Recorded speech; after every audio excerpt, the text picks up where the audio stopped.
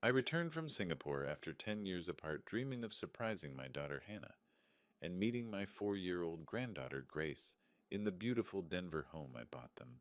But as I quietly turned my key in the front door, I heard my son-in-law's voice cut through the silence.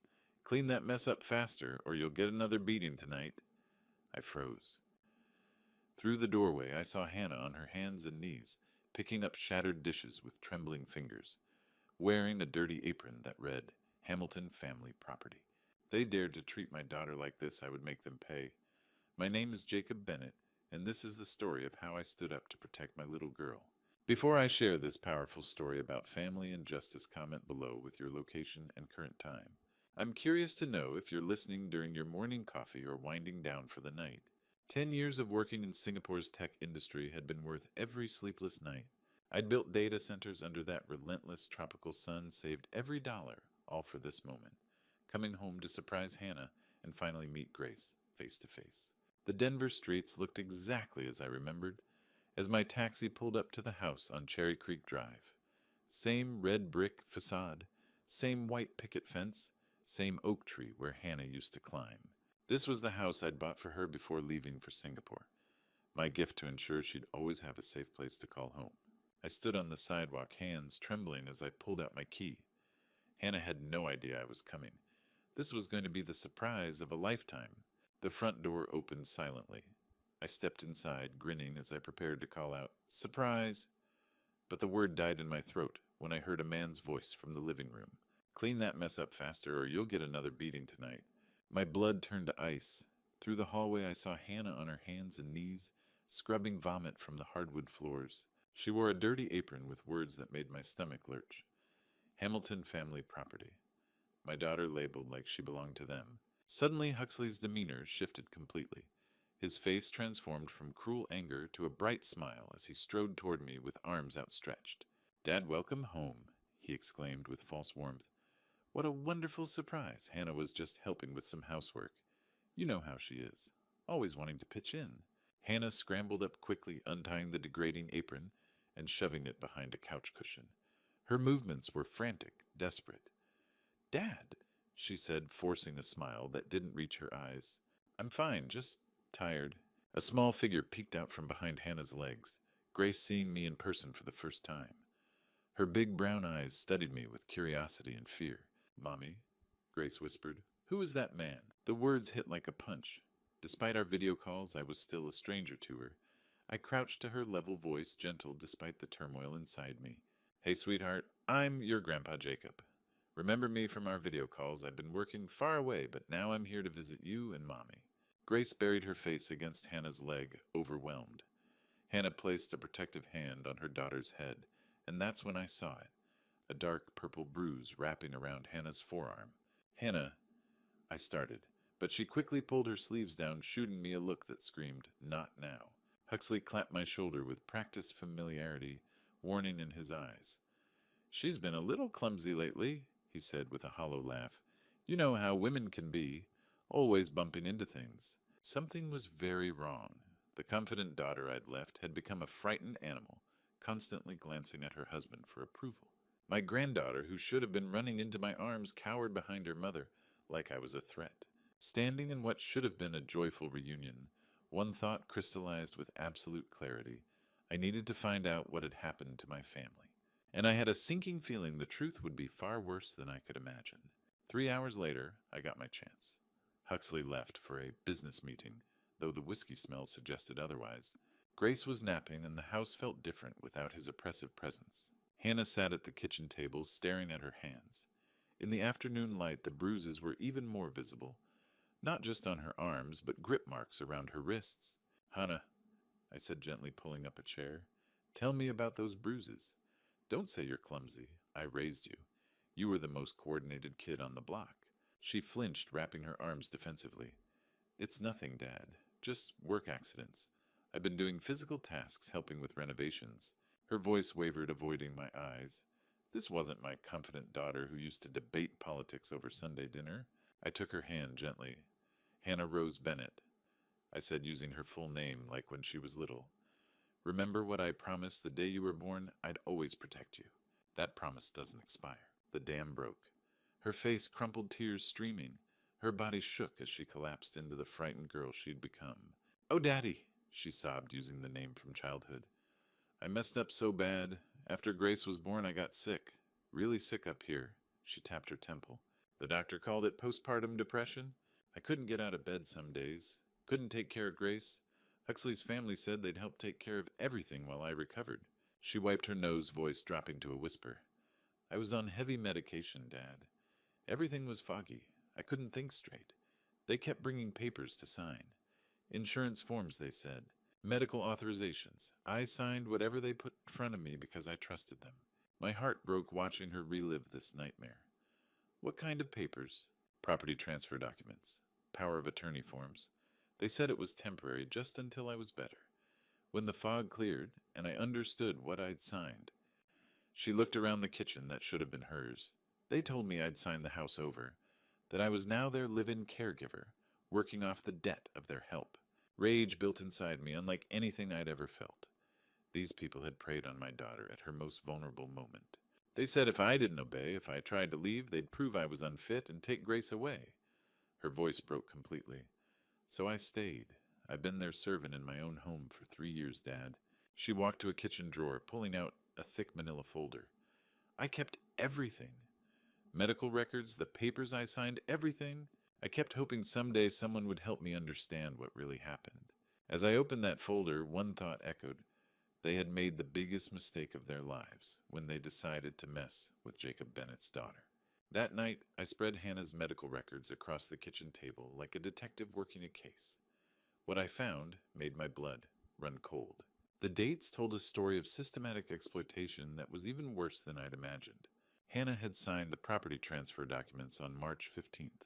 According to her medical chart, March 15th was also the day her psychiatrist had increased her antidepressant dosage to the maximum level due to a severe psychological episode.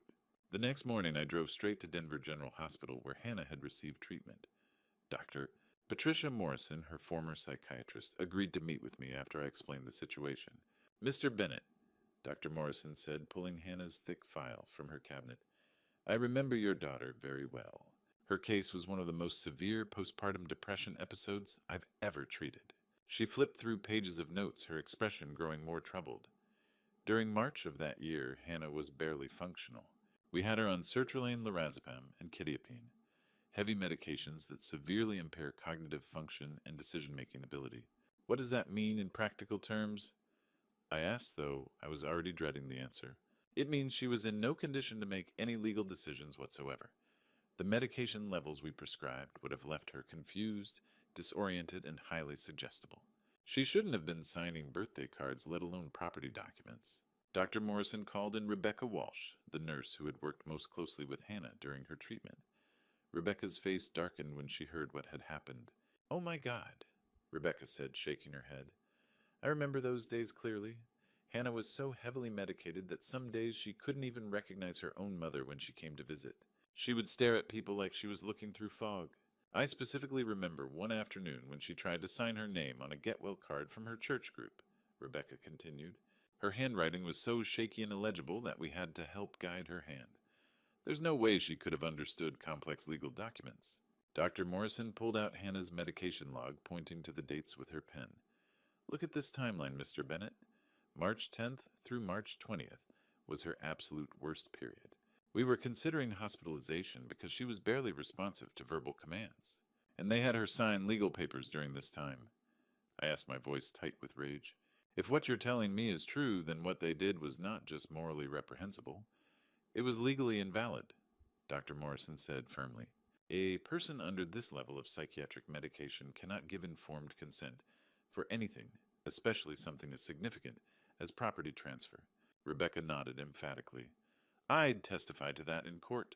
Hannah couldn't have understood what day of the week it was, let alone the implications of signing away her house." Dr. Morrison handed me a printed summary of Hannah's treatment during that period. "Mr. Bennett, those signatures are legally worthless. No court in the country would uphold contracts signed by someone in Hannah's condition. What the Hamilton family did constitutes elder abuse and exploitation of a vulnerable adult." As I left the hospital with that medical summary in my hands, I felt something I hadn't experienced in years: hope. For the first time since I'd walked through that front door, I knew we had a real chance to fight back. The Hamilton family thought they were clever preying on a sick woman, but they'd just handed me the ammunition I needed to destroy them.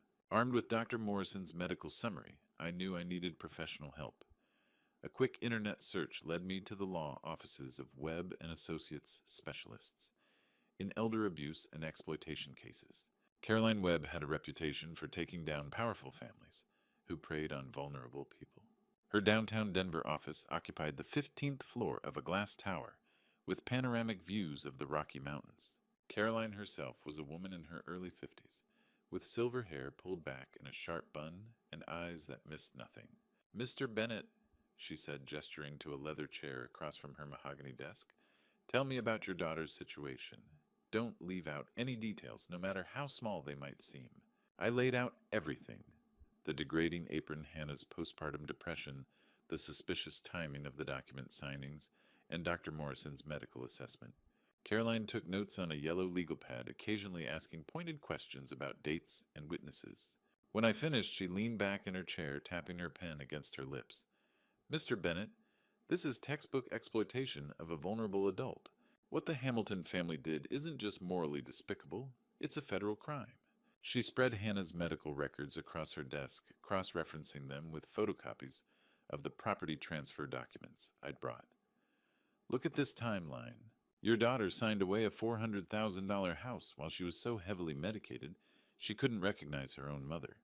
Any first-year law student could get these contracts voided. But here's what makes this case special," Caroline continued, her voice taking on a predatory edge. "The Hamilton family didn't just commit fraud. They created a pattern of ongoing abuse, forcing Hannah to wear that apron, making her work as an unpaid servant, threatening to take away her child. That's human trafficking, Mr. Bennett." My heart pounded as the full scope of what had happened to Hannah became clear. "What can we do about it?" "We're not just getting your daughter's house back," Caroline said firmly. "We're sending the Hamilton family to federal prison. But we need to be strategic about this." She pulled out a fresh legal pad and began outlining our plan. Step 1. We give them 48 hours to voluntarily return the property and pay damages.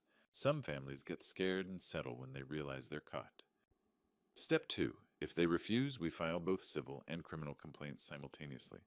Civil suit to recover the house and damages, criminal referral to the FBI for human trafficking and exploitation charges. Step 3. We contact the Denver Post. Public pressure can be incredibly effective, especially against families who care about their social standing. "And step 4, I asked. Caroline smiled, and it wasn't a pleasant expression. "Step 4 is when we destroy them completely.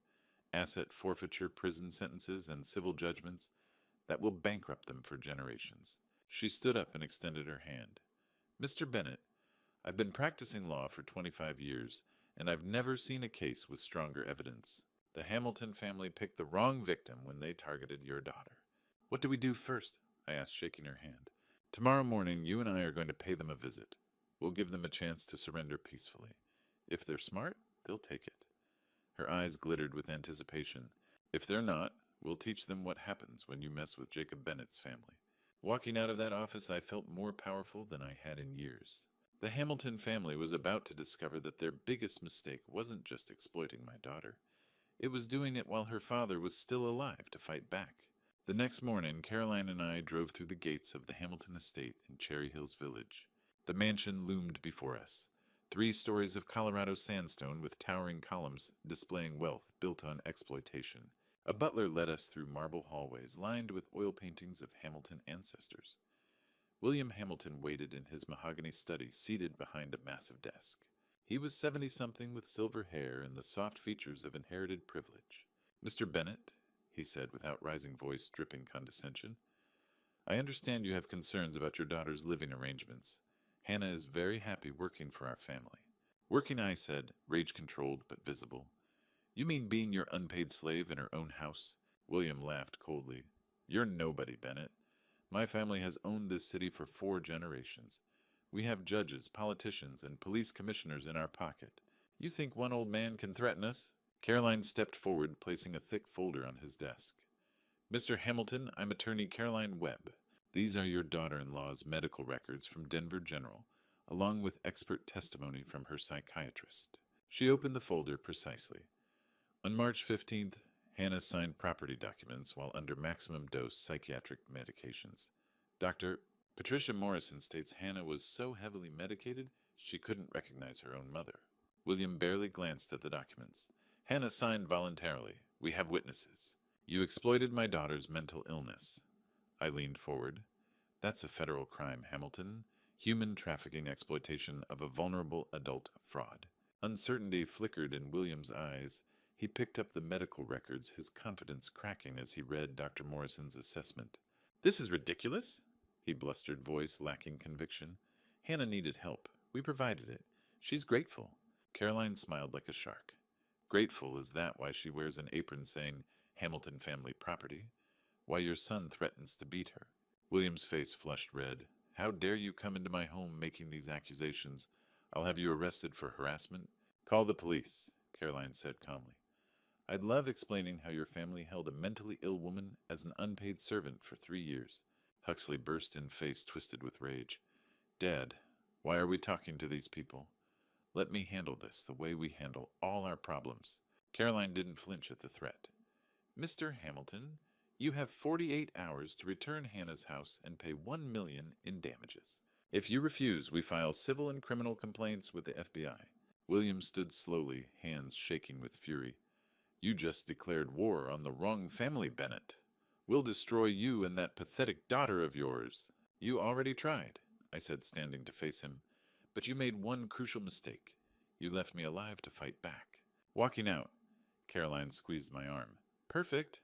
They just made threats in front of witnesses. Now we have intimidation charges, too. The Hamilton family had 48 hours to surrender. Something told me they were too arrogant to take the offer. 47 hours later, the Hamilton family's silence gave Caroline all the answers she needed. The Denver Post's front-page headline screamed, Wealthy family exploits daughter's mental illness to steal home. The article, written by investigative journalist Maria Santos, laid out every damning detail. Hannah's medical records and the suspicious timing of the property transfer and the degrading treatment she'd endured for 3 years.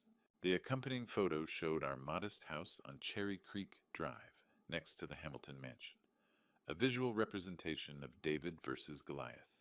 Within hours, the story exploded across social media.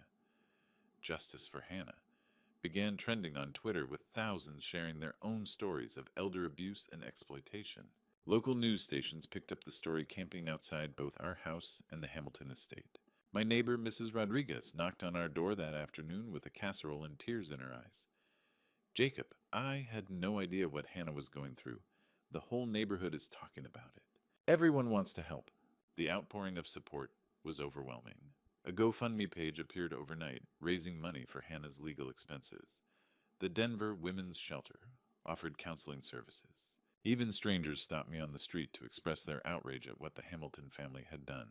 But the real victory came at 2 o'clock that afternoon, when Caroline called with news that made my heart soar.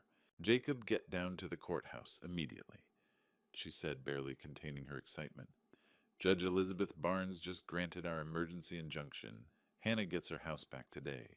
At the Denver County Courthouse, Judge Barnes's voice rang with authority as she addressed the packed courtroom. Based on the medical evidence presented, it's clear that Ms. Hannah Bennett Hamilton was not competent to sign these documents. The property transfer is hereby declared null and void, effective immediately. The Hamilton family's high-priced lawyers looked stunned.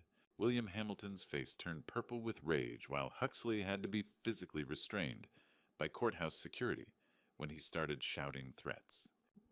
Furthermore, Judge Barnes continued, I'm granting a temporary restraining order. The Hamilton family is prohibited from contacting or approaching Ms. Bennett or her family. Violation of this order will result in immediate arrest. 2 hours later, I watched from our front porch as Denver police officers escorted Hannah and Grace home. Hannah carried a single suitcase, everything the Hamilton family had allowed her to keep from her old life. Grace clutched a worn teddy bear, her eyes wide with confusion about why police officers were helping them. Daddy, Grace whispered to Hannah as they walked up the front steps, are we really going to live here now? Yes, sweetheart, Hannah said, her voice breaking with emotion. We're home. We're finally home. That evening, as we sat around the kitchen table eating Mrs. Rodriguez's casserole, my phone rang. The caller ID showed Huxley's number. Answer it, Caroline advised, holding up her own phone to record. Let's see how stupid he really is. I put the call on speaker. Huxley's voice was slurred with alcohol and rage. This war isn't over, old man. You think you've won? We will destroy you all. You have no idea what we're capable of. Are you threatening my family? I asked calmly. I'm promising you, Huxley snarled. Enjoy your little victory while it lasts. Soon you'll wish you'd never come back from Singapore. The line went dead. Caroline smiled grimly as she stopped her recording. Congratulations, Jacob. He just handed us another felony charge. That night, as Hannah tucked Grace into her own bedroom. For the first time in 3 years, I felt something I hadn't experienced since walking through that front door a week ago, hope. But Huxley's threats echoed in my mind. This battle was won, but the war was far from over. The first week back in our house felt like stepping into a dream I'd been having for 10 years. Every morning I woke up to Grace's laughter echoing through the hallways, a sound absent from these walls for far too long. Hannah moved through rooms like someone rediscovering a forgotten language, pausing in doorways, running fingers along familiar surfaces, as memories of happier times flooded back. Dad, she said one morning, finding me making pancakes, I forgot how good coffee tastes when you're not afraid someone's going to scream at you. Grace slowly warmed up to me, her shyness melting as she realized I wasn't leaving. The breakthrough came Tuesday afternoon when I found her struggling with a bicycle clearly too small for her. Need help there, sweetheart? I asked, crouching beside her. She looked up with Hannah's eyes full of determination and frustration. I want to ride like the big kids, but my bike is too baby. That afternoon we bought a bright pink bicycle with training wheels and streamers. Watching Grace's face light up as she pedaled around our driveway was worth every sleepless night in Singapore. I threw myself into fixing the neglected house. Loose floorboards, leaky faucets, peeling paint, small projects that kept me busy while watching my family. Hannah surprised me by joining in. Together we repainted Grace's bedroom. Yellow hung new curtains and planted flowers in the front garden. Remember when you taught me to use a drill? Hannah asked one evening as we assembled Grace's bookshelf. I was 12 and Mom was convinced I'd put a hole through the wall. You did put holes through the wall? I laughed. 3 holes. Your mother made me sleep on the couch for a week. Evenings were the best part. Real family meals with conversation and laughter instead of tense silence. Grace would chatter about her day, showing drawings or asking me to read her favorite story about a brave little mouse. Grandpa, she said one night, the word rolling off her tongue naturally for the first time. Will you read me the mouse story again? My heart nearly burst. Of course, sweetheart. As many times as you want. Hannah caught my eye and smiled. A real smile, not the forced expression from when I first arrived. Dad, she whispered later while cleaning dishes, I forgot what happiness felt like. Thank you for giving it back. For 10 days we lived in this bubble of contentment. Grace called me Grandpa regularly. Hannah's bruises faded and the haunted look in her eyes began disappearing. We were becoming a real family again. But Thursday night, as I tucked Grace into bed, my phone rang. The caller ID showed an unfamiliar local number. Don't answer it, Hannah said, appearing in the doorway with worry etched across her face. But I did answer. Huxley's voice was cold and sober this time, more frightening than his drunken rage. Enjoying your little family reunion, old man, he said. Don't get too comfortable. Some storms you can't see coming until they're right on top of you. The line went dead, leaving me staring at the phone while Grace asked, Grandpa, who was that? You look scared. I forced a smile and kissed her forehead. Nobody important, sweetheart. Just a wrong number. But as I turned off her bedroom light, I couldn't shake the feeling that our peaceful days were numbered. 2 nights later, a violent thunderstorm rolled across Denver, rattling our windows and sending sheets of rain against the house. I was lying in bed listening to the wind howl when I heard something that didn't belong. Footsteps on our front porch, slow and deliberate. I slipped out of bed and peered through the bedroom curtains. Lightning illuminated a figure moving around the perimeter of our house, carrying what looked like a gas can. The acrid smell of gasoline began seeping through the walls. Huxley had come to make good on his promise. I grabbed my phone and dialed 911 as I ran down the hallway. There's a man with gasoline trying to burn down my house on Cherry Creek Drive. I whispered urgently to the dispatcher. Sir, we're dispatching units immediately. Get your family out of the house now. But before I could reach Hannah's room, I heard the whoosh of flames igniting outside. Orange light flickered through the living room windows as fire raced around the foundation of our house. Huxley's voice rose above the storm, screaming like a man who'd lost his mind. You destroyed my family, he shrieked. Now I'll destroy yours. Burn it all down. Burn it all. I burst into Hannah's bedroom, shaking her awake. Hannah, we have to go. Now, the house is on fire. She bolted upright, instantly alert. Grace? We ran to Grace's room together. She was already awake, sitting up in bed and crying as smoke began seeping under her door. The hallway was filling with thick black smoke that burned our lungs and stung our eyes. Mommy, I'm scared, Grace sobbed as Hannah scooped her up. I know, baby. Grandpa's going to get us out of here. The front door was blocked by flames, so I led them toward the back of the house. But as we reached the kitchen, Huxley appeared at the sliding glass door, his face twisted with rage and illuminated by the fire he'd set. He was holding a crowbar. Nobody leaves, he screamed, smashing the glass. If I can't have my family, nobody gets to have theirs. I pushed Hannah and Grace behind me, grabbing a kitchen knife from the counter. Hannah, Grace. Get out through the side window in the dining room. Go. I'm not leaving you, Hannah cried. Go, I roared. Protect Grace. Huxley swung the crowbar at my head, but rage had made him clumsy. I ducked and tackled him around the waist, sending us both crashing into the kitchen cabinets. The knife skittered across the floor as we grappled. You want to hurt my family? I gasped, fighting for leverage as smoke filled the room. You'll have to go through me first. Huxley was younger and stronger, but I had 40 years of suppressed fury driving me. Every sleepless night in Singapore, every tear Hannah had shed, every moment of Grace's childhood, I'd missed. It all poured into my fists as we fought. The sound of sirens cut through the storm just as I managed to pin Huxley to the floor. Through the broken sliding door, I could see flashing red and blue lights as fire trucks and police cars flooded our street. Denver police, everyone out of the house. I dragged the semi-conscious Huxley toward the back door as firefighters burst through the front entrance, their hoses already spraying water on the flames that were consuming our home. Outside in the rain, I found Hannah and Grace huddled together on the neighbor's lawn, both safe but shaking with terror. Grace ran to me the moment she saw me emerge from the smoke. Grandpa, I thought you were gone. I knelt down and pulled both of them into my arms as paramedics checked us for smoke inhalation and police officers handcuffed Huxley. Our house was damaged, but still standing, the fire department having arrived just in time to prevent total destruction. It's over, I whispered into Hannah's hair as we watched them load Huxley into a police car. He can never hurt you again. 6 months later, I sat in Denver County Courthouse, watching Judge Elizabeth Barnes deliver the final chapter of our story. The courtroom was packed with supporters who had followed our case from the beginning. Huxley sat at the defendant's table in an orange jumpsuit, his arrogance replaced by the hollow stare of a broken man. Mr. Huxley Hamilton, Judge Barnes said with absolute authority, you have been found guilty of arson, attempted murder, domestic violence, and conspiracy to commit fraud. I sentence you to 15 years in federal prison without parole. The gavel came down with satisfying finality. Huxley didn't flinch as bailiffs led him away in shackles. 2 weeks earlier, William Hamilton had been sentenced to 8 years for exploitation of vulnerable adult fraud and conspiracy. The Hamilton empire had crumbled overnight.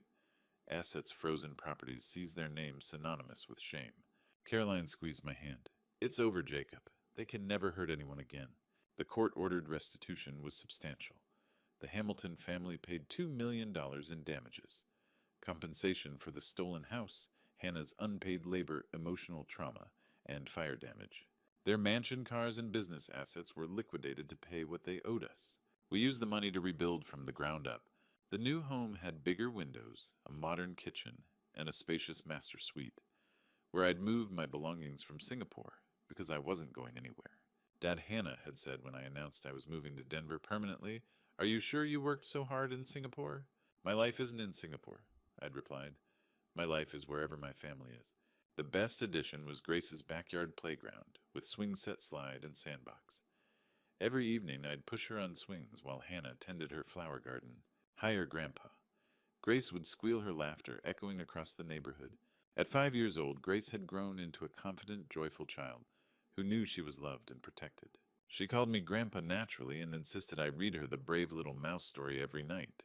Hannah had blossomed too. The haunted look was gone, replaced by the spark of the strong woman I'd raised. She'd started night classes working toward a social work degree. I want to help other women who've been through what I experienced, she'd told me. Show them there's always hope. This evening, as I pushed Grace on her swing, Hannah came out carrying 3 glasses of lemonade. She sat on the porch steps, watching us with a radiant smile. "Grandpa," Grace said, slowing her swing to look at me seriously, "will you live with us forever and always?" I caught the swing and knelt to her level, looking into those brown eyes so much like her mother's. "Forever and always, sweetheart. Wild horses couldn't drag me away." "Dad," Hannah called from the porch, voice thick with emotion, "thank you for saving us. Thank you for never giving up." As the sun set over Denver and Grace ran off to chase fireflies, I realized this moment, this perfect ordinary evening with my family, was worth more than all my success in Singapore. Looking back on this journey, I realized how close I came to losing everything that truly mattered. For 10 years, I chased success in Singapore while my daughter suffered in silence. Don't make my mistake. Don't let career ambitions blind you to your family's pain. This true story taught me that God has a way of bringing us home when we're needed most. I believe the Lord guided me back to Denver at exactly the right moment, just as He guides all of us through our darkest hours. Sometimes what looks like coincidence is actually divine intervention. The Hamilton family thought they could exploit a vulnerable woman without consequences. But they forgot that God sees everything and justice always finds its way. Hannah's strength during those 3 terrible years showed me that faith can sustain us through unimaginable hardship. These grandpa stories aren't just about my experience, they're about the power of family bonds that can never truly be broken. When I saw Grace hiding behind her mother, afraid of the grandfather she barely knew, I understood the price of my absence. But love has a way of healing even the deepest wounds. If you're working far from home, remember that no amount of money can replace the moments you miss with your children and grandchildren. Success means nothing if your family is suffering while you're away. This true story could have ended very differently if I'd arrived even a few weeks later. The greatest blessing wasn't the court victory or the new house. It was Grace calling me Grandpa with genuine love in her voice. These grandpa stories remind us that being present is the most precious gift we can give our families. That's why I share these grandpa stories, to inspire other grandfathers to prioritize what truly matters. Don't wait for a crisis to bring you home. Don't assume your loved ones are okay just because they don't complain. And never underestimate the power of a parent's love to move mountains when their child needs them. This true story changed all our lives forever. Hannah found her strength. Grace learned she was protected, and I discovered that home isn't a place.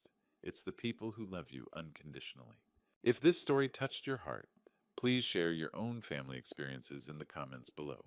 Don't forget to subscribe to our channel for more inspiring true stories that celebrate the unbreakable bonds of family love. Your story might be exactly what someone else needs to hear today.